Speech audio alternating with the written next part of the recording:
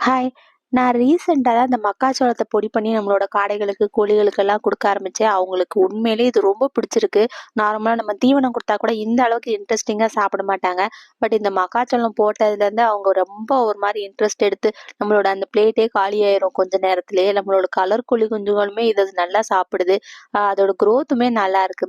2வது இத நான் குடுத்ததுக்கு அப்புறம் தான் நம்மளோட காடைகளோட வெயிட் கூடியிருக்கு. அதோட முட்டையிலயுமே நமக்கு நல்ல டிஃபரெண்ட் தெரியுது. ஸோ இந்த மாரி இன்ட்ரெஸ்ட் இருக்கிறவங்க மக்காச்சோளம் குடுத்து பாருங்க. பெட் வளர்க்குறவங்களுக்கு உங்களுக்கு வந்து டிஃபரெண்ட் தெரியும். அது மட்டும் இல்ல, இன்னைக்கு நம்ம பார்க்க போறதே நம்மளோட முட்டைகள பத்தி தாங்க. பாருங்க 4 முட்டை இருக்கு. இதுல ஃபர்ஸ்ட் முட்டையில வந்து பிரிண்டர் ஒர்க் ஆகல. ஸோ அந்த டிசைன் எதுவுமே வரல. 2வது முட்டை பாருங்க, நம்மளோட கோழி முட்டைக்கே டஃப் குடுக்குற அளவுக்கு ஒரு ஆள் போட்டு வச்சிருக்கு. மத்த 2 முட்டையும் தான் நார்மல் காடை முட்டை மாரி இருக்கு. டெய்லி இந்த மாரி தான் டிஃபரெண்ட் டிஃபரெண்ட்டா முட்டை போட்டு நம்மள அசத்திருவாங்க என்னோட காடைங்க.